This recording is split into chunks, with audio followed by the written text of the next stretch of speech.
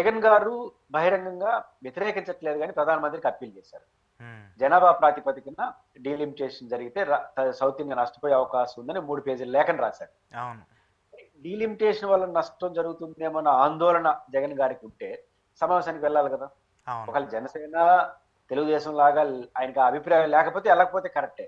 హ్మ్. ఒకవైపు ఆందోళన అది ఏ రోజు లెటర్ రాశాడు? చెన్నైలో మీటింగ్ జరిగే రోజు రాశాడు. హ్మ్. అంటే దానికి ఆ గొంతుతో కలుపుతున్నాడు. కానీ ఎళ్ళలేకపోతున్నాడు. హ్మ్. ఇప్పుడు చాలా మంది అన్న మాట ఏంటంటే, జగన్మోహన్ రెడ్డి గారు భయపడి ఎళ్ళట్లేదు. హ్మ్. ఏదో బీజేపీతో ఉండాలనుకుంటున్నాడు అనేది బయటికి తెలుస్తున్న చర్చ. ఈ హ్మ్. చర్చకి జగన్మోహన్ రెడ్డి గారు వ్యవహరిస్తున్న తీరు కారణం అవుతోంది. కానీ హ్మ్. నేను పర్సనల్ గా నమ్ముతున్నా జగన్మోహన్ రెడ్డి గారు భయపడి ఈ సమావేశానికి వెళ్లకుండా నిలవలేదు. హ్మ్. ఎందుకంటే భయం ఏంటి? బీజేపీకి డెడ్ అపోజిట్ స్టాలిన్. అవును. కాబట్టి ఆయన పెట్టే సమావేశానికి పోతే బీజేపీ వాళ్ళు ఆగ్రహానికి గురవుతారనే భయం నిజంగా జగన్‌కు ఉంటే హ్మ్. ప్రతిపక్ష నాయకుడు హోదాలో స్టాలిన్ ముఖ్యమంత్రి ప్రమాణ స్వీకారానికి ఎందుకు పిలిచాడు? అవును గదా! 2019 ఎన్నికల్లో హ్మ్. హ్మ్. ఏఐడీఎంకే, బీజేపీ కలిసి తమిళనాడులో అధికారంలో ఉన్నారు. హ్మ్. డైరెక్ట్ గా, ఇండైరెక్ట్ గా. స్టాలిన్ అప్పుడు లీడర్ ఆఫ్ అపోజిషన్. పక్క అవును. రాష్ట్రాన్ని పిలిచాడంటే ముఖ్యమంత్రిని పిలిచాడంటే అర్థం ఉంది. హ్మ్. ప్రతిపక్ష నాయకుడిని పిలిచినాడు. ఆ హ్మ్. రోజుకి డెడ్ ఆపోజిట్ బీజేపీ ఆయన. హ్మ్. అదే సభలో దేవుడి దయతో స్టాలిన్ అన్న కూడా ముఖ్యమంత్రి కావాలని దేవుడిని ప్రార్థిస్తున్నాడు. అంటే హ్మ్. బీజేపీ కూటమి ఓడిపోవాలని చెప్పినాం ఇండైరెక్ట్ గా. హ్మ్. అంత ధైర్యం చేసిన వ్యక్తి ఈరోజు ఎందుకు భయపడతాడు? అంటే భయం కాదు. ఏదో కన్‌ఫ్యూజ్. హ్మ్. గందరగోళం నాకు అనిపిస్తా ఉంది. ఓకే. కాబట్టి ఈ గందరగోళం, కన్‌ఫ్యూజ్ అని నేను అనుకుంటా. ఎందుకంటే ఈ చరిత్ర అంతా చూశాను కాబట్టి. కానీ సాధారణ ప్రజల్లో ఏం మెసేజ్ వెళ్తుంది? అప్పుడే వాళ్ళ సోదరి శర్మిల గారు చెప్పారు. ఈ 2 పార్టీలు ఒకటే అని ట్విట్టర్‌లో పెట్టేశారు. అవును. ఆమెకు అవును. అవకాశం ఇచ్చినట్టు అయింది కదా! హ్మ్. హ్మ్. కాబట్టి ఖచ్చితంగా జగన్మోహన్ రెడ్డి గారు తీసుకునే రాజకీయ నిర్ణయం ఖచ్చితంగా ఆ పార్టీకి బీజేపీ మీతో ఉన్నారు అనే మెసేజ్ వెళ్ళడానికి కారణమైంది. First point. హ్మ్. గోల్డెన్ ఆపర్చునిటీ ఎక్కడ కోల్పోయినారంటే, ఈ సమావేశానికి పోయినంత మాత్రం నేను కొంపలు కొల్లేరుగావు. హ్మ్. ఎందుకంటే స్టాలిన్ చెప్పిన విషయాలని సమర్థించాల్సిన అవసరం లేదు. ఒక హ్మ్. భావ వ్యక్తీకరణ. సమావేశం వచ్చి దాంట్లో కొన్ని మార్పులు చేర్పులు కూడా చెప్పొచ్చు. మీ అభిప్రాయం చెప్పేసి రావచ్చు. హ్మ్. ఇప్పుడు ఏదైతే అధికారికంగా ప్రధానమంత్రి గారికి లేఖ రాసారో అదే అక్కడ సమావేశంలో చెప్పొచ్చు కదా! హ్మ్. ప్రధానమంత్రికి విజ్ఞప్తి చేస్తూ రాజకీయాలు కాదు ఇటు చూడండి అని చెప్పొచ్చు కదా! ఎవరి అవును. అభిప్రాయం వాళ్ళది. హ్మ్. కాబట్టి ఖచ్చితంగా జగన్మోహన్ రెడ్డి గారు ఇట్లా ఎల్లుంటే ఇంక 4, 5 ఏండ్లు ఆయన అట్లా ఎల్లున్నాడో లేదో వెంటనే మన ఆస్థాన ఛానెల్స్ కొన్ని రెడీ అయిపోయింటాయి. హ్మ్. జగన్మోహన్ రెడ్డి గారు, రేవంత్ రెడ్డి గారు కూర్చున్నారు. జగన్మోహన్ రెడ్డి గారు కాంగ్రెస్ వాళ్ళు కూర్చున్నారు. హ్మ్. స్టాలిన్ కాంగ్రెస్ తో కలిసిపోయినాడు. హ్మ్. ఇంకా బీజేపీకి దూరం అయిపోయాడు. బీజేపీ వాళ్ళు కొట్టేస్తారు రేపటి ఇవన్నీ చేస్తుంటారు. దానివల్ల హ్మ్. ప్రజల్లో ఏమవుతుంది బీజేపీతో జగన్ లేడని మెసేజ్ అయితే వెళ్ళిపోతుంది కదా! అవును.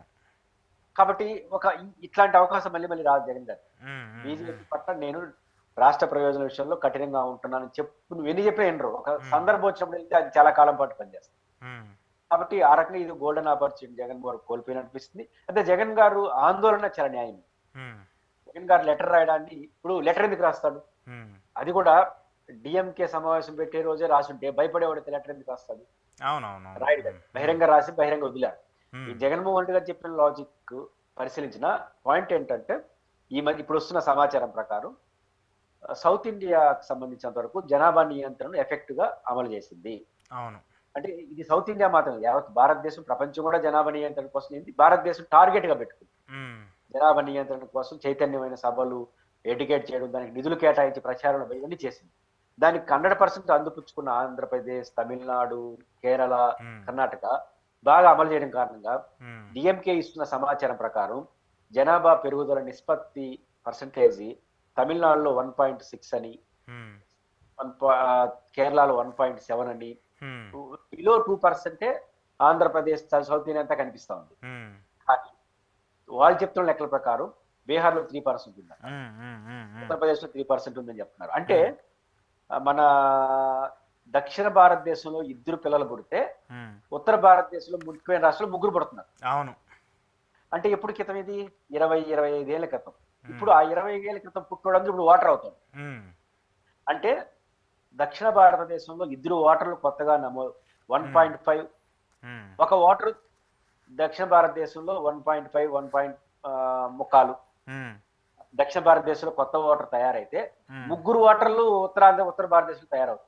అంటే హ్మ్. ఇన్‌బాలన్స్ అయిపోతున్నా, రెట్టింపు అయిపోతుందా? హ్మ్. కానీ ఇప్పుడు ఓటర్ల ప్రాతిపదికనే గాని నియోజకవర్గాల పునర్వ్యవస్థ చేస్తే, హ్మ్. మనకు ఒకటి వస్తే వాళ్ళకి 2 వస్తుంది. హ్మ్. పెరిగితే. అంటే అర్థం ఏమిటి? డీలిమిటేషన్‌లో జనాభానే నిష్పత్తిగా ప్రారంభిస్తే, హ్మ్. మనం జనాభా నియంత్రణ బాగా చేశాం కాబట్టి, హ్మ్. మనం నష్టపోతాము. ఒక హ్మ్. ఒక రకంగా భారత ప్రభుత్వం ఇచ్చిన లక్ష్యాల్ని హ్మ్. బాగా అమలు చేసిన రాష్ట్రాలు లాభపడాలా నష్టపోవాలా? ఉమ్, లాభపడాలి. రాజకీయంగా నష్టపోవడం కరెక్ట్ కాదు కదా అనేది డిఎంకే వాదన. ఈ వాదనలో న్యాయం ఉంది. ఉమ్, కాబట్టి ట్రూ టెక్నికల్ గా జనాభా ఓటర్ల ప్రాతిపదిక కాకుండా ఇంకేదన్నా మనకు నష్టపోయిన రీతిలో కొత్త ఆలోచన చేయాలి. ఉమ్, ఇప్పుడు మాలాంటి వాళ్ళు చెప్తుంది ఆ రోజు శ్రీబాగ్ ఫ్యాక్టరీ దాంట్లో దృష్టిలో పెట్టుకొని ఉమ్, విస్తీర్ణం ప్రాతిపదికన కూడా కొంత పరిగణలో తీసుకోండి, ఉమ్, అప్పుడు ఈ ఇబ్బంది కలగకుండా ఉంటుందని మనలాంటి వాళ్ళు చెప్పాం.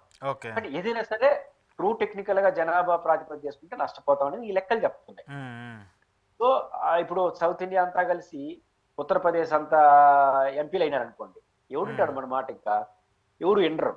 ఉత్తరప్రదేశ్ లో బాగుంటే చాలు, సౌత్ ఇండియా ఏమైపోతే అనుకుంటే భయం వస్తుంది. ఉమ్, అందుకని జగన్మోహన్ రెడ్డి గారి లెటర్ లో చేసిన ఆందోళన కరెక్ట్, ఉమ్, డిఎంకే చేస్తున్న రౌండ్ టేబుల్ లో కొంచెం వాస్తవం ఉంది. రెండు దృష్టిలో పెట్టుకొని మనం వెళ్ళాలి.